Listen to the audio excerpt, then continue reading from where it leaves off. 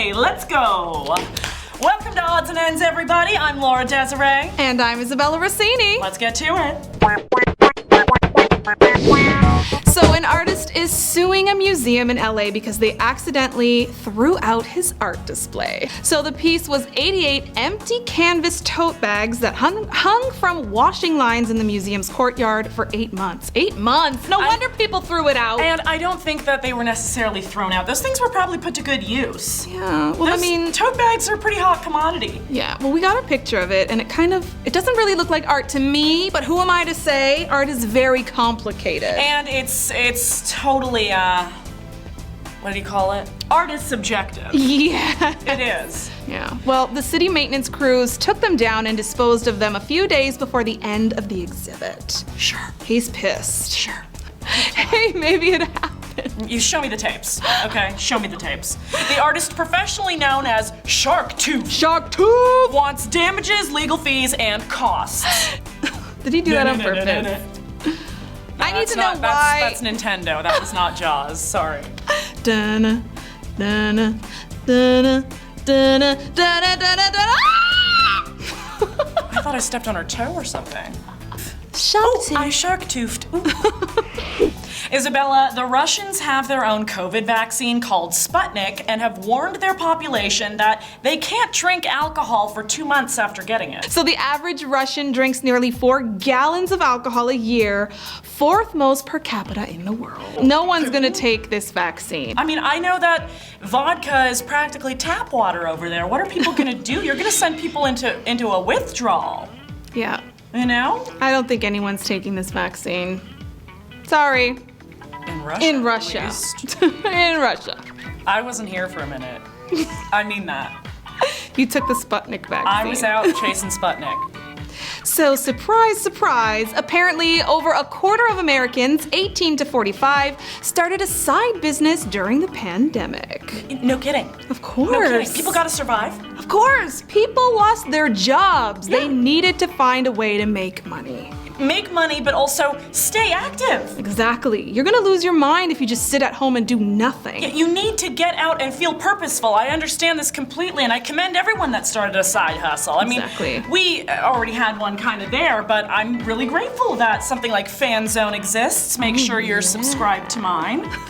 And mine. Keep your girl looking good, okay? Right. I just can't wait to see how we feel about sex work after all this. I mean, enough of you have now dipped your toes in it, okay? Enough of you have now sprinkled in a little bit of your experience and given it a go. So maybe let's shift perspectives. Just a thought. They've can't all hide. come over to the fun side. You've all come over to the fun side. I get it, it's depressing times, but you gotta be motherfucking proactive. Get up off your ass. Yeah. Take some naked photos and sell them online. What are you waiting for? The world will pay for your asshole. You know that, right? Let's go. Okay. This is one of my favorite Isn't stories. it my turn? Oh shit. Go ahead. You know what though? You like this story. Go I don't ahead. care. No, you like this story. Please, please, enlighten Well, us. I like this story. An Italian. Sorry. An Italian. Well done. Well No, done. I'm just laughing because it says an Italian. An Italian man. Italian man. An Italian man walked 280 miles after a fight with his wife. Not only that, but he was fined nearly $500 for violating COVID travel restrictions. I understand when Italians fight, shit gets real. The spaghetti sauce is flying all over the place. He must have insulted her cooking. Dishes were whipped at him. You never know what's going down. Dramatic firework explosions. But I mean, like, come on.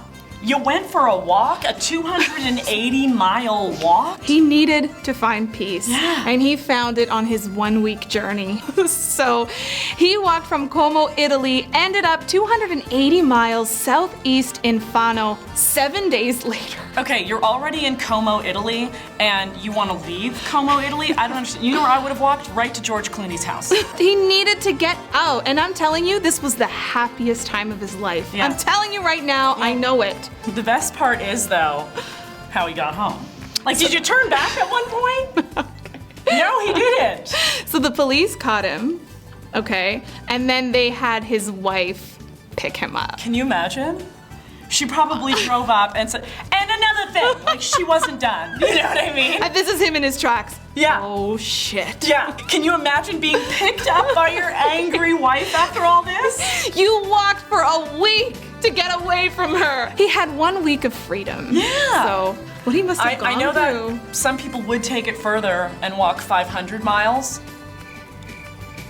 Well, I love this, and I hope everything's okay now, and he's not chained to the basement. And now we're at the point where we get naked. Of course, we can't do that here, so you should definitely head over to nakednews.com where we can strut our stuff in the buff. See you there.